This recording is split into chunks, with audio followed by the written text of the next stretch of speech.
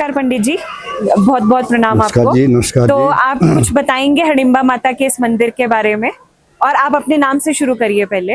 देखिए, सबसे पहले तो ये माता के श्री चरणों में कोटि कोटि नमन और आप सबका भी अभिनंदन। तो देखिए, ये हडिम्बा माता जैसा कि इनका महाभारत में आया, भीम जी से जिनका लगन हुआ, घटोत्कच पुत्र हुआ, तो जहाँ तक ये मंदिर का ताल्लुक है, तो ये जो अंदर वाला स्थान है जी ये पांडवों के टाइम का है। जी महाभारत में देखा सुना आपने, भीम जी पांचों पांडवों के माता कुंती के साथ इधर आए थे। जब वो लाक्षागृह छोड़ के जब यहाँ निकले थे, तो उनकी मुलाकात यहाँ हडिम्बा जी से हुई थी। साथ में इनका एक भाई था, बड़ा शक्तिशाली था, हिडम्ब राक्षस जिसको कहा गया, वो बड़ा बलशाली था। तो जिसमें जो है भीम और हिडम्ब राक्षस का युद्ध हुआ, द्वंद्व युद्ध, तो इसमें जो है उसको पराजित किया जी हिडम्ब राक्षस को। तो उसके बाद जो है हडिम्बा जी ने माता कुंती से भीम जी से शादी का प्रस्ताव भी रख दिया। जी तो उन्होंने कुछ समय के लिए उसकी वो इजाज़त दी कि भाई हम ज़्यादा नहीं रुक सकते, तो भीम जी 1 वर्ष तक रहे, उत्तर प्राप्ति के बाद वो निकल जाएंगे, ऐसी शर्त रखी गई थी। तो उसके बाद वैसा ही हुआ और वो चले गए। घटोत्कच पुत्र हुआ, जो आगे चल के देखो महाभारत में पांडवों की तरफ से लड़ा जी और कर्ण से भिड़ गया। जो शक्ति अमोघ अर्जुन को मानने को रखी थी, वो उसके ऊपर छोड़ दी। तो ये सब होगा धर्म के लिए, उन्होंने ये सब काम किया। तो आगे देखो उनका ये घटोत्कच जी का भी पुत्र एक बरबरीक जो बड़ा शक्तिशाली था, वो भी उसने हारने वाले के सारा, जी जो पक्ष हारने वाला होगा उसकी तरफ से उन्होंने वो युद्ध लड़ने का निर्णय लिया। जी तो जिस पर जो है कृष्ण भगवान जी जो वो आए, उन्होंने परीक्षा भी ली।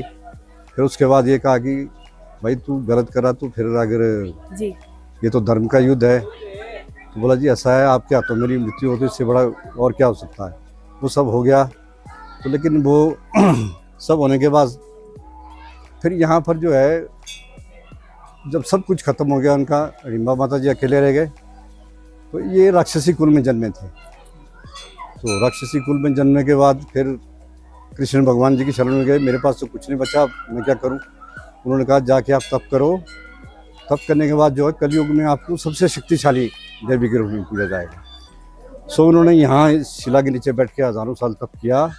तप करने के बाद उनको दुर्गा और काली का रूप मिला यहाँ। जी तो कलयुग में वैसे भी इसको सबसे शक्तिशाली देवी मानते हैं। जी तो साल भर में यहाँ देख सकते हैं आप, हजारों सैलानी आते हैं, प्रदेश से, देश के बाहर से आते हैं, अपनी मन्नत मांगते हैं, पूरी हो जाती है।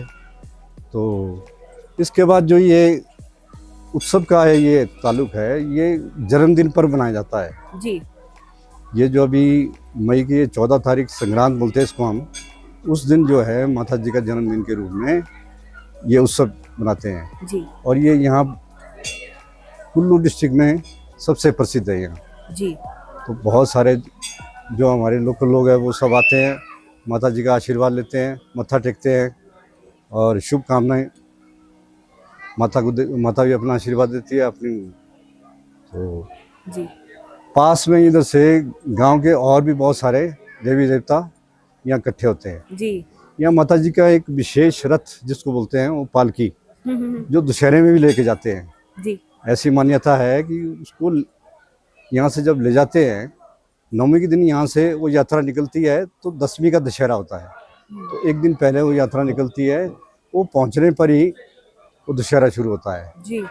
तो वहाँ भी इनकी मान्यता है। तो ये तो बहुत बड़ा मेला होता है यहाँ तो माता जी जैसे का। आपने बोला ना पंडित जी की माता हडिम्बा को लेके जाना पड़ता है तभी शुरू होता है, हाँ जी, हाँ जी, क्योंकि कुछ मेन देवी देवता होते हैं जिनके आने से ही रघुनाथ जी का रथ भी साथ में हाँ जी, आगे हाँ को जी, हाँ जी, बढ़ता है। हाँ बिल्कुल। तो मतलब वो कोई ऐसी कथा है जिसकी वजह से इतना ज्यादा माता हडिम्बा को बोला गया है शक्ति का कि ही महत्व है ना जी, शक्ति जी को ही महत्व दिया है। तो वैसे यहाँ पर जो कुल्लू के हमारे राजा थे, जी जब से ये दशहरा शुरू हुआ है, जी उनको राजपाट जो है ना, जी सारा इन्होंने ही दिया था। जी रिम्बा माता जी का एक समय जो है, ये सारा इलाका इन्हीं का था। तो इन्होंने साक्षात दर्शन देके कुल्लू के राजा को राज तिलक किया और फिर अपना सारा राज्य उनको सौंप दिया। तो वो तब से इसको मानते हैं और दशहरे में भी विशेष स्थान देते हैं। जी शक्ति के वो आराधना होती है, शक्ति का स्थान दिया जाता है। ये शक्ति की का ही रूप है ना डिम्बा। जी। तो तो पंडित जी आप कितने सालों से जुड़े हुए हैं हम मंदिर तो के साथ? पुश्तैनी है जी, पहले पुश्तैनी हमारे है? तो अब हम आपके कर रहे कितने हैं। पुश्ते यही साथ में यही वो कार्य कर रहे हैं माता हाँ के जी, लिए? हमारे सारे ये पूरा परिवार, जी जैसे हमारे से पहले हमारे पिताजी, चाचा जी वगैरह सारे पूरे सब बारी बारी जो है यहाँ इसकी सेवा करते हैं, पूजा करते हैं रोज। जी। और बस दिन भर इसका तो आपको कितने लगभग कितने साल हो गए हैं ये करते हुए? 55 साल की उम्र में जैसे और संभाला, बस इसके पास ही है जी। तो मतलब बचपन से आपका एकदम से इनकी तरफ को झुकाव था माता हाँ, की तरफ को कि मैं जैसे अब सेवा हमारे करूंगा? बच्चे आगे हैं, उनका भी जैसे पैदा होते ही बस ये जुड़ाव माता के साथ ही है। जी तो सोते बैठते उठते जागते इसी का ध्यान, इसी का सुमिरन जी। करते हैं, इसी की भक्ति करते हैं। तो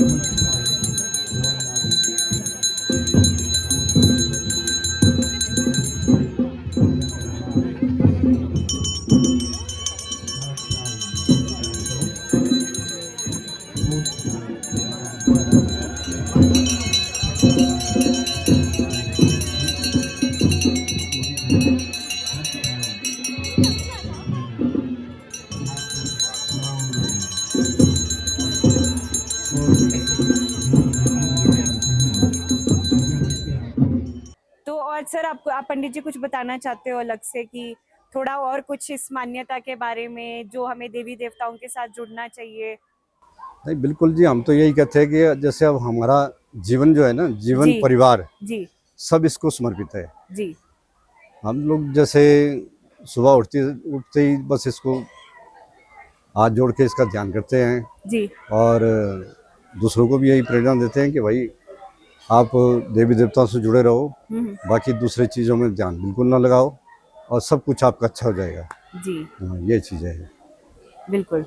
और आप आगे आने वाले पीढ़ियों को क्या कहना चाहेंगे बस यहाँ पे उनको जो भी टूरिस्ट आते हैं? यही कहते हैं जी, परिवार में जो है बस संस्कार जो परिवार से मिलते हैं, जी बस उसी से वही संस्कार लेके आप आगे चलो, देवी देवता की भक्ति करो, अपना जो काम है उसमें डटे रहो और अच्छे काम की तरफ ध्यान दो।